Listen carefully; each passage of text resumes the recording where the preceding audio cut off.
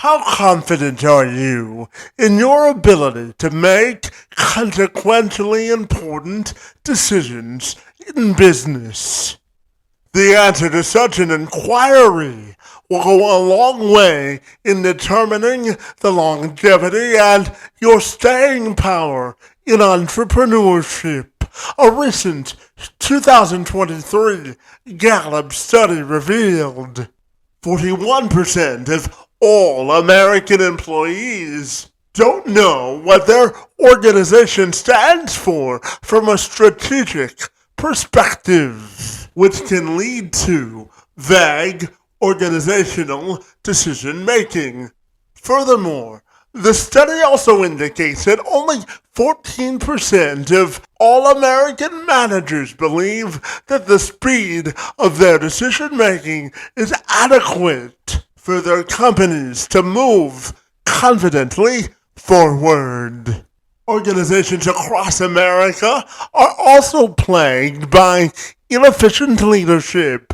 Only 22% of American workers today believe in the vision of their leadership plan and have a clear direction on where their company is headed. And finally, only 13% believe that their organization or company leaders engage in clear communication. For the better part of 30 years, my friend Richard Walsh has seen everything you can see in the world of business. He's the CEO and founder of Sharpen the Spear Coaching and the best-selling author of Escape the Owner Prison, The Contractor's New Way to Scale, Regain Control, and Fast-Track Growth while loving life. He's a speaker, a podcaster, father to 6, a U.S. Marine, a champion boxer, black belt, and an internationally recognized sculptor. His expertise lies in both the strategic and the tactical. He's able to provide instant and immediate problem-solving skills and tactics for any business to succeed. In order to systematize and have scalability to any business. And Walsh joined me this week to tell me more. I'm Kevin McShann. Let's have this conversation.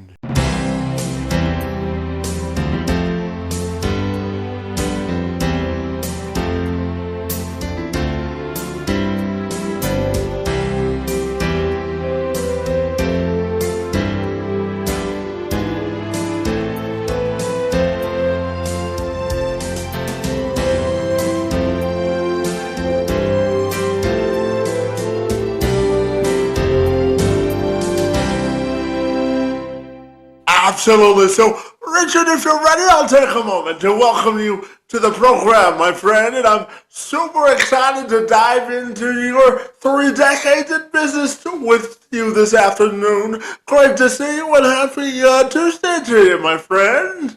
All right. Sounds good.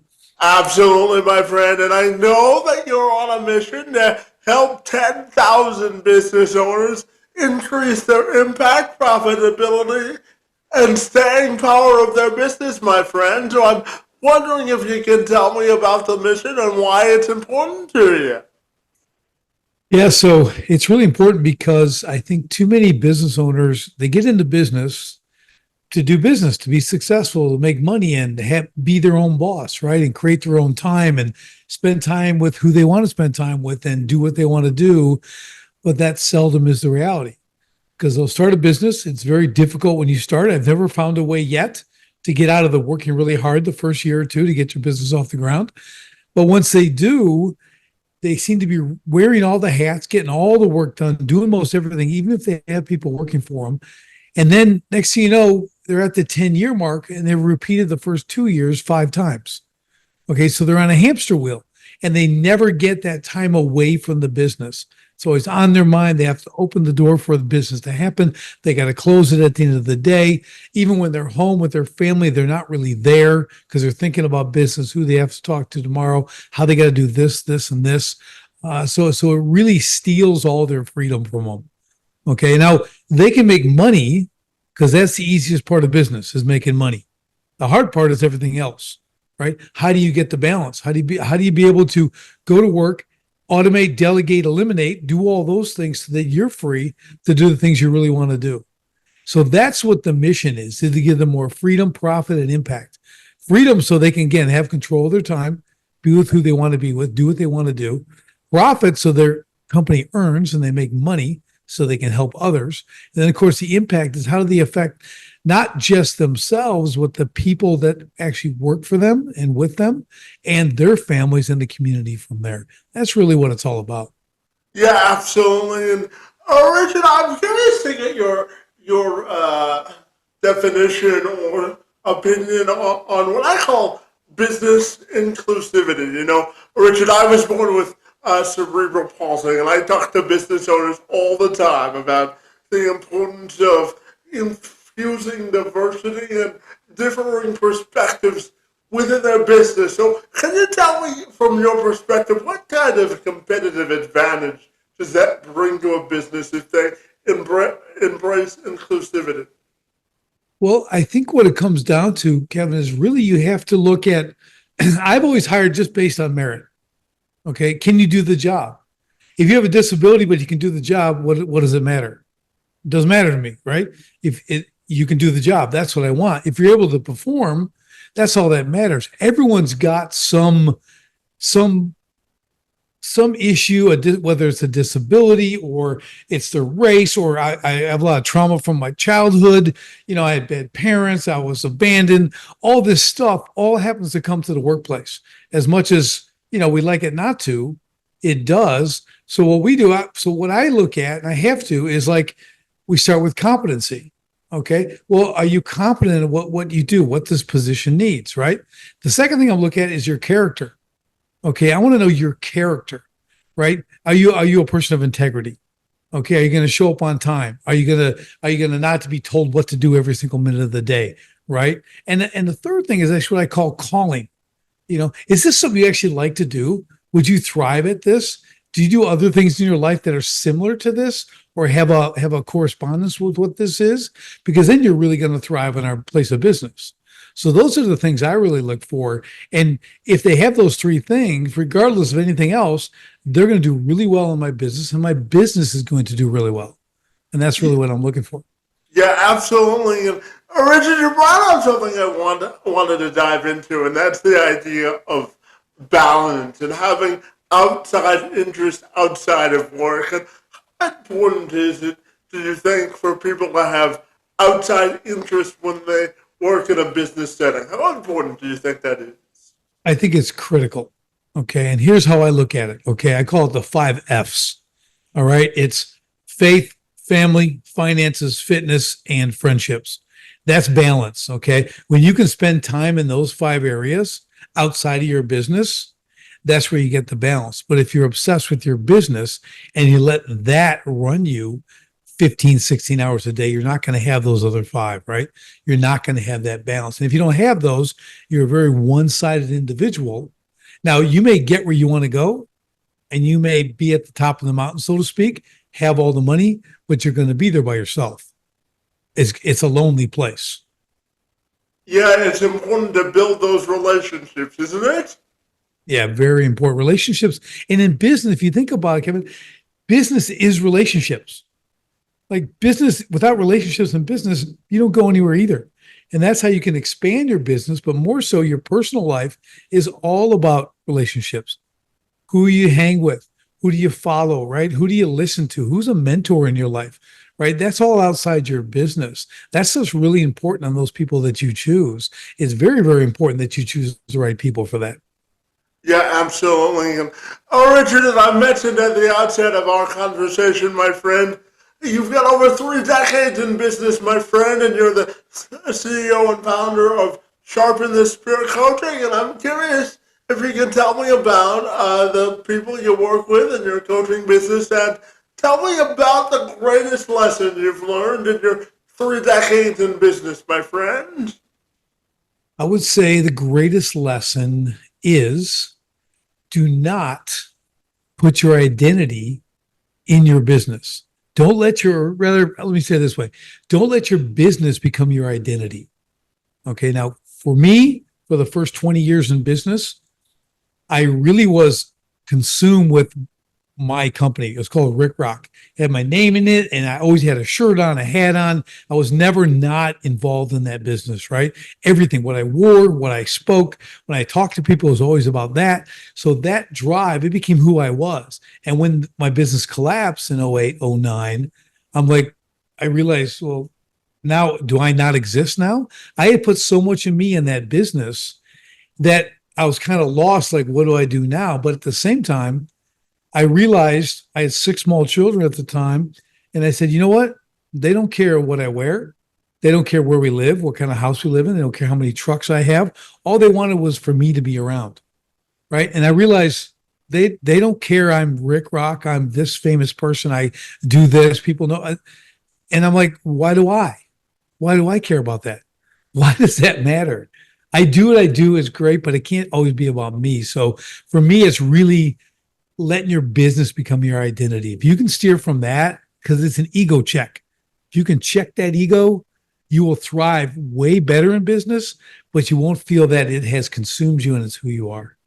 Yeah, absolutely. And Richard, I wanted to ask you about the concept of business discipline. And what do you think it takes to be a disciplined business owner in order to see success, my friend? What are your thoughts there? So discipline is incredibly important. Now, I'm a Marine, I'm a champion boxer, a black belt. I know a little bit about discipline. Okay. You have to be disciplined to get to the end of a goal, right? So in business, if you're doing your business right, it's all based on goals. There's constant 30, 60, 90-day goals. You're always working towards improving what you're doing. And at the same time, you really want to think discipline. So we do like the 3 Ds. So I had the 5 F's. Here's the 3 Ds. It's discipline, diligence, and determination. Right. So you want to be disciplined because you have to be consistent. Discipline is doing something you want to do, achieving something you want to do, doing something you don't want to do to achieve something you want to have. Let me get that right. Okay. So discipline is like, I go work out. Now, people don't want to work out every day, but you kind of need to if you're going to achieve a goal. I like to work out every day. Okay. But the goals I have are big. So the workout is difficult. Right. So there's a little bit twist on there, but that determination and that diligence has to go with discipline. If you've got those other two, because you have to be diligent, you have to do it every day, right? You have to understand where you're going. You got to recheck the plot, which direction you're heading.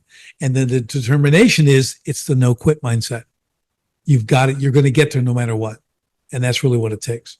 Yeah, absolutely. Now, Richard, I know that you're the best-selling author of a book entitled Escape the Owner's Prison, my friend.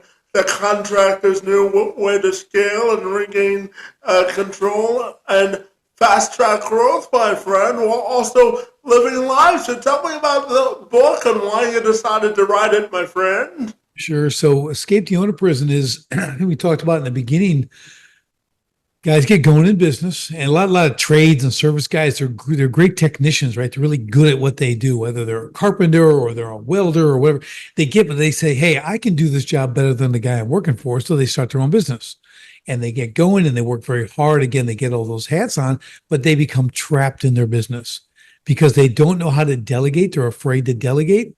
They don't know how to automate their systems, right? And build systems all together and then eliminate redundancies and eliminate inefficiencies and eliminate themselves, right? How do they eliminate themselves from that day-to-day grind? So after I failed not doing those things for 20 years and then restarted and rebuilt new businesses, I did that stuff. And then I decided to write the book to help other guys, because I know so many people, and that's why we do this coaching business. So many people in those small to mid-sized businesses are stuck in that rut. They just can't free themselves, and it destroys their relationships. It ends up being an unfulfilling life. It's just all business and no fun. So I wrote the book to give people some hope, hear my story in there, what I went through, and then the really, really good things to do to get them out of it. It's a good instructional manual. Yeah, absolutely. And Richard, what do you think is the key to embracing change and having a resilient spirit in business? What do you think is the key there? I think when you lay out the proper vision for your company, and vision is different than a mission statement, right? Vision is really where you're going to go. So not today, not where you're at today, but where you're going to go, how you're going to get there, and who's involved in getting there. Every single person in the company. So they all have like they're the hero in that part of the journey, right? So everyone drives with purpose, and that's what creates change in the business, right? So people understand, hey, we're actually we are chasing a vision to make all this come true, but we can't do it without each other, right? So if everyone's got to do their part and they understand how important it is and they get rewarded for that, they're able to move towards this vision. And what you can do with that too is you can always readjust. You can pivot on that. So if a market changes, say like something goes really, really different, there's a big economic shift in the world and you have to go with it. Well, your entire team can move because they're used to operating that way. So you can reset the plot, say, okay, we're going here. The vision has changed a bit. We're going to go this way. Everybody, here you are. Here's how you're going to do it. Everybody knows we all move together. And that's how you make that adaptable. Yeah, absolutely. And Richard, you've brought this up a couple of times, so I'll circle back to this and ask you, for any business owner like yourself who may be starting out in business or who may be afraid to delegate tasks and alleviate themselves of some control of their own business, talk to me about the power of delegation and how that can bring you freedom back in business, because I know it can be difficult for some people to relinquish control, can't it? Yeah, for sure. Delegation especially for the technician who started the business, he's wearing all the hats, but now it's time to grow and he stopped growing because he can't do everything, right? There's so many hours in the day. Delegation is not just, hey, you do this. Okay. You can't just tell someone to do something if they don't have the know-how, right? Like they can come as an administrative assistant, maybe, and come in, but they work for someone else. They haven't done it your way. So every position in the company has job functions that are laid out, the what they do, the how they do it, then the actual training to do the how, right? If you've got that and you delegate, people come in, they learn how to do it properly, right? They're trained, know how to do it your way. Now you can give them the authority to run with that. They have boundaries, they have accountability because you know exactly what to do. They're not guessing what they should do. They're not building a system for you because no one came to work for you to build your business. They came to work to execute their skills in a position, right? A systemized function, job function, detailed system. So that's what they want. So if you can learn to do that, you can't just say, go do this, because then you're go do this. Like if you came into a dirty warehouse, right? And there's a broom against the wall and you just tell a guy, hey, clean up the warehouse. So the guy grabs a broom and he sweeps the floor. And then you come back in 2 hours and you look around, there's boxes off the shelves, there's some garbage over there, and the garbage can's full. I'm like, I thought I told you to clean this up. I did. I swept the floor. See, they don't know. They don't know what clean is, right? To them, that's clean. The floor is swept, but all the other stuff. Now, another guy might clean everything, right? And do it all that way. But if you don't actually tell them, the garbage has to be empty. The floor has to be swept. The shelves need to be organized and aligned, right? This product goes here and this goes here and this should be here. And this is where the forklift parks, right? Things like that. If you don't do that, how can they be accountable, right? So this stuff has to be built out before you delegate. And then delegation's easy. Yeah, absolutely. And on the flip side of that question, Richard, I bet you would agree that an invested leader within a business means that you're able to entrust or empower the people that you work under because they're more invested if they feel empowered, if they contribute to the vision of a business. Would you agree with that? Yeah, totally. You're right on the money because another word we call it buy-in, right?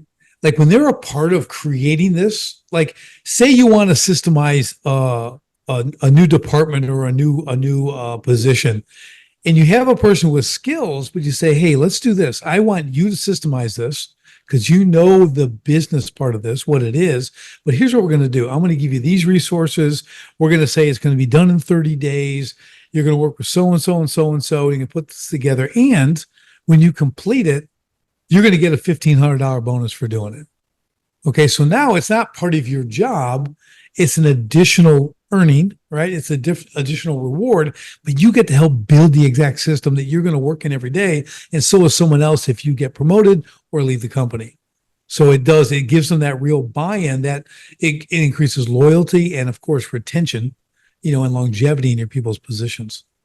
Yeah, absolutely. Now, Richard, as you mentioned throughout our conversation, my friend, you're an interesting guy, buddy. You're a father of six, you're a husband, a podcast host, a U.S. Marine, and a championship boxer, my friend, and a black belt. So just tell me about some of those interesting experiences and the impact they've had on your life, my friend. I'm fascinated. Yeah, it's been a pretty cool road. I've done some pretty great things. So trying to do more. I'm not done. But yeah, start with the Marine Corps. Of course, that's the Marine Corps, and it's the few and the proud. It was a good thing. And that mindset, I went in with, you kind of when you go in the Marine Corps, you really you change a little bit, but it really just brings out what's already inside you. So it really kind of honed what I was. I did that, got out, started working for myself and boxing at the same time. I wanted to learn how to box, and I had a friend of mine taught me, and I got very, very good and won championships and stuff like that. And that was awesome. From there, I went into, well, I'll do Taekwondo, I'll do martial art. That was okay. I got a first degree black belt in that, and that was good, but it wasn't like boxing, a little bit different. I'll just say it's more like playing tag, where boxing, you're trying to make someone be unconscious. Okay, so it was kind of fun. That kind of stuff was really good. Being an author is really great. Love writing books. I taught myself how to weld, and I became actually an internationally recognized steel sculptor. I ended up doing these world-class projects, and making for the John G. Shedd Aquarium and the Garfield Park Conservatory, and this really cool stuff. And it just was such a blessing for me to do new things, teach myself, and then find a market for it, if you will. Like you've always heard about the starving artists, right? I was never a starving artist. I was an artist that made things and got to sell them. So super blessed, got paid really well for what I did. But I just wasn't afraid to go out and do this stuff. I wasn't afraid to get punched in the face. I wasn't afraid to, give my life if I had to the country. Black belt, wasn't afraid to go against other black belts, learn new skills, learn new forms, learn new athleticism. Wasn't afraid of that. Wasn't afraid to weld and start making things and selling them. So I think it was my own ability not to, I don't know. I never thought, I don't want to say I didn't think of consequences, but I never thought about failure. I only thought, well, I can do that. And I just did it. And then I would master it. No, that was good. I'll go on to the next thing. So I think a lot of people, Kevin, they get that fear of, well, what if I can't do it? Or what if I don't do it? Or what if I'm not good at it? And I always tell people, well, you're in luck. When you start something new, you know where everyone starts at? Awful. That's where they start. They start at they're awful at it. Then they get a little better. Then eventually they might get good. Then they'll get average, then above average. Then they'll get much better. And then eventually they're going to get the expert, right? And they're going to be a pro or whatever. But that's a long road. So if you're starting something new, you're in the exact same place as the great people are at it now. They started in the same place. And that should give you enough encouragement. Yeah, I always tell people that it's like gauging or scaling expectations. If you don't pour a foundation of individual expectations, it's hard to meet somebody else's, isn't it? That's right. That's right. You really just you just have to stick to something. The problem is no one wants to, there's two things. No one really wants to see it through. They don't have the grit to get through it. The other thing today, you'll see a lot of people, and I heard this quote, I thought it was really good. People today, or we'll say young people or whatever that means nowadays, they want to be discovered, not developed. Okay. They just want to be discovered because they're this wonderful thing. They don't want to be developed into something great. because you don't just get to be great. It takes training and work and time and discipline, diligence, and determination, right? It takes all that to become something worth having people listen to you or having people watch you or whatever that is. That takes development, and most people don't want to do that. So that's the big takeaway on that stuff for sure. Yeah, and Richard, in your opinion, my friend, what's the fastest way and most efficient way to scale a business? I would say the fastest way is the way that we do it at Sharpen the Spear Coaching. Okay. And I'm not saying that because that's what we do. I'm just saying we build a strategic vision, which becomes the cornerstone for the entire business because everything's based on that. And then you begin the scaling process. We do exit strategies. We do systemization of the business. So when you grow to the point where now it's time to scale, you can scale comfortably. You can do that in 12 months, 18 months. You can get to that point, right? So I would say that's the fastest way is doing it right. So maybe it's not super fast, but if you do it right, you'll be able to do it. You'll be able to scale correctly.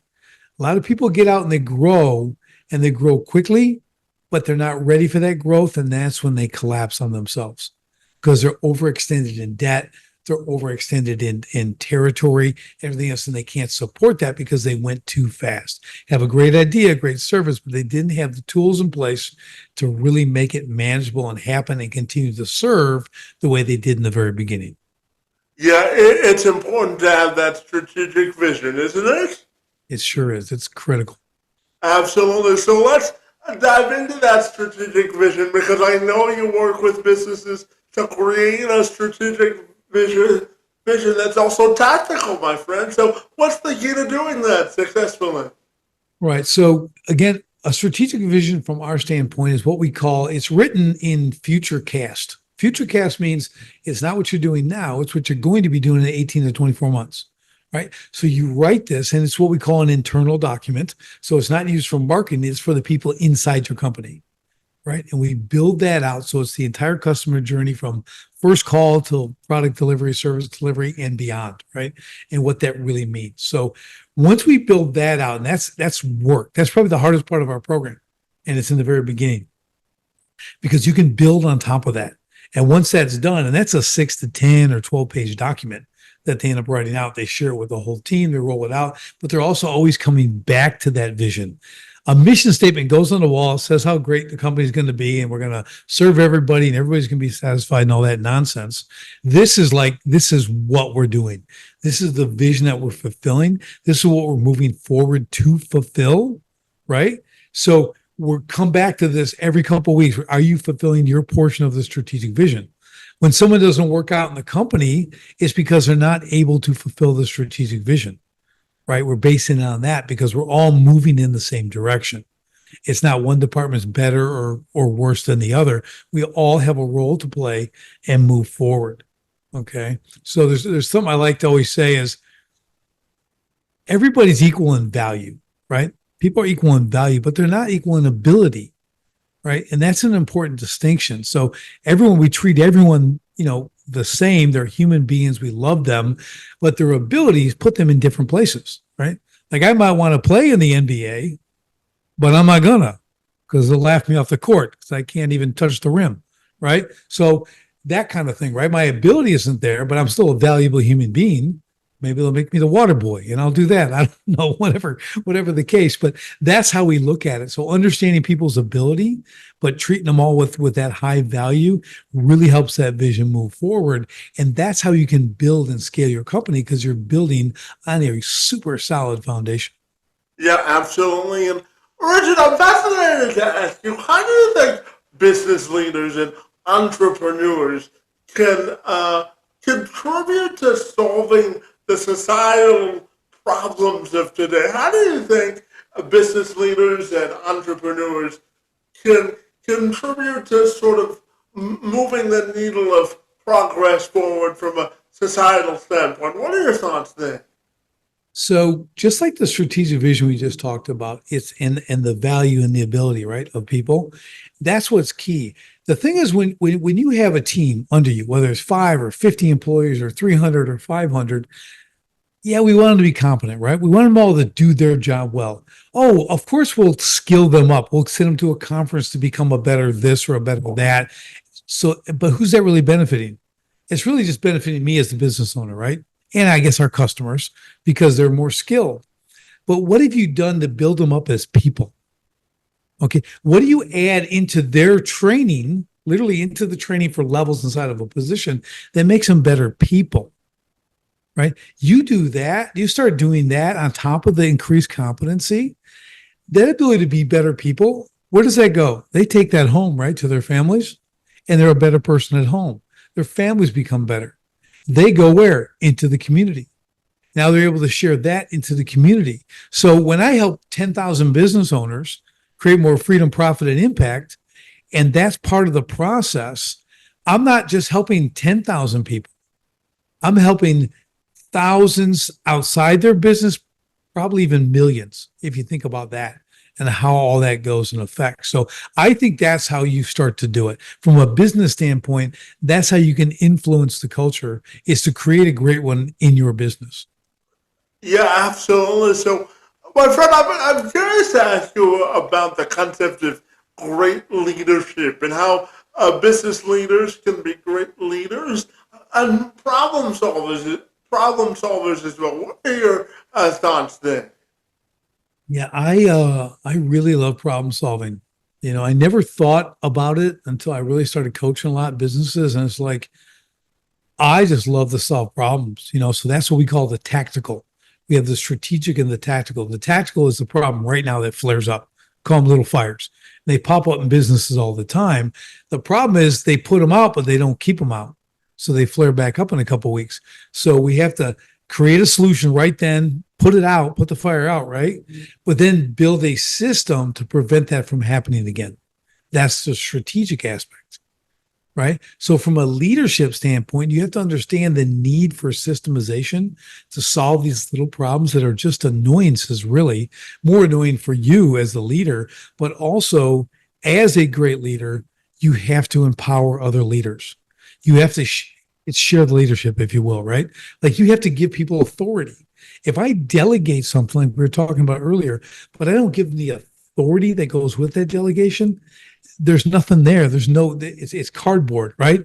We need steel, right? We need someone to be able to go in and when they say do it, you do it because they have the authority to tell you to do so, right? It's a chain of command and that kind of thing. But if you don't, if a leader doesn't give them the authority, they just give them a title and say you're this, but they don't back them up as a leader. They don't give them the authority for enforcement or to make sure the project gets done. That's where you have poor leadership. You've got to be able to balance those two. But you really, good leaders create more leaders, just at different levels. Yeah, absolutely. And Richard, you're the father of six, so I would be remiss if I didn't ask you what do you think makes an invested parent that also pushes their children to be the very best they can be? What are your thoughts there? So I want all my children to do great things, right? And there's six kids, so are going to be six different great things. They're not going to do the same thing. They're not going to do it the same way. That's one thing I understood from the beginning. And we ended up homeschooling our kids for their entire school time, right? The 12 years, got them through all that stuff. But really for me, was having that individual time with them, even though they're six and they're all within 3 years of each other. So it's kind of hard. It's like a little gang running around. But really having the time to invest and to listen to what they're doing and see the talents they have, their interests, that kind of, one's music, one's this, one's mechanics, one wants to work on things, one likes to farm, right? One's an athlete. And we start to balance it out and go, okay, well, let me focus on that for you. Let me train you as an athlete. I'll get you all the music lessons you can take, right? Voice, piano, you can do all that. You know, the one you want to work on the farm, he's been working since he was 9, right? On the farm because he loves it, right? So it's the ability to see your individual aspects of your child, the interests, the loves, things like that. When you see that and then you just support them in that, it's amazing because they just do it because they like it. And it isn't like I wanted to play the piano when I was a kid. My mother wouldn't let me touch the piano. right? So I'm like, well, I just want to play. I mean, but if my kids want to play, they get to play, right? So it's a different concept that a lot of people are used to because we don't have them in the public school all day, so we get to spend a lot more time with them, and there's a different influence there, right? So that's why I think for me they've really turned out pretty awesome, and they're all going to do great things in their own way. Well, I tell you, being a parent's the most important job you'll ever have, right? That's right. That's right.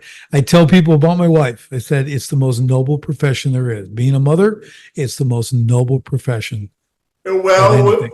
without any of them, none of us would be here, right? That's right. That's exactly That's right. exactly right. And Richard, I've got two questions left for you. And the first is, my friend, I'm curious to ask you, how do you forecast the future of business in America, my friend? How do you think it'll forecast for the future, my friend? You want my forecast? Yeah, I want yours. Okay, Yeah. here we go. All right, this is what I see. All right, everybody knows about AI, right? It's on its way. It's on the up. Artificial intelligence doing a lot of stuff. I believe, and this is my prediction, and we can mark it on your show that I said this aloud.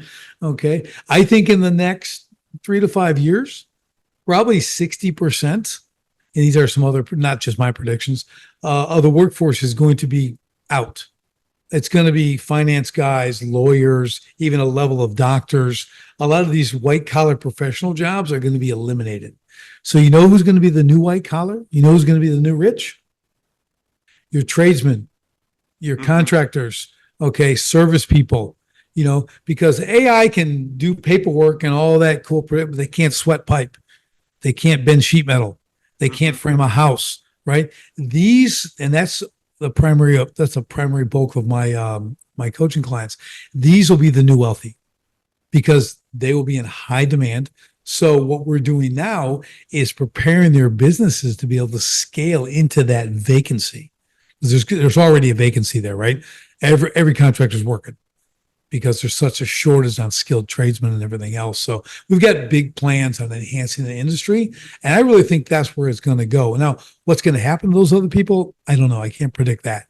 What is something new going to come up? Is something going to shift? I don't know. But I like to focus on the tangible, not the what if, so I can see where these things are going. And I see the speed, the speed of development of AI, how fast it's beyond anyone who has even the most well-educated users of AI who know everything can't even comprehend the speed at which it can grow. And it's wild. So that's my prediction.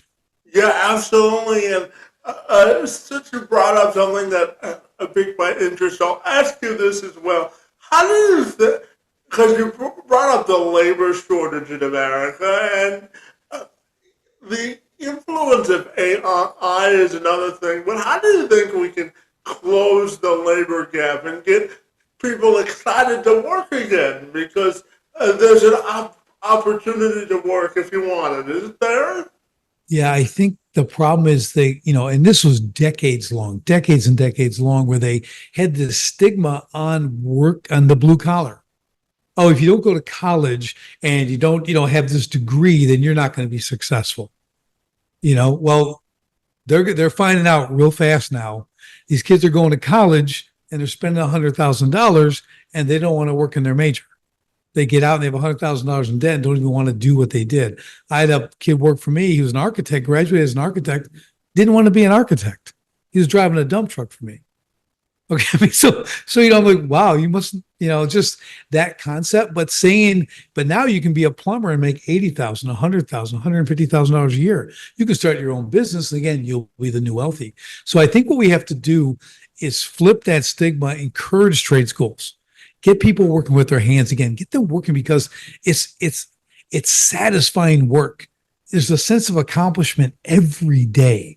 Every day you see what you did. You did that. You sweat that pipe. You bent that stuff. You hung that. You framed that house. You put the roof on that house.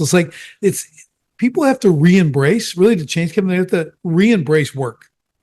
Work is good. We were put on this earth to work.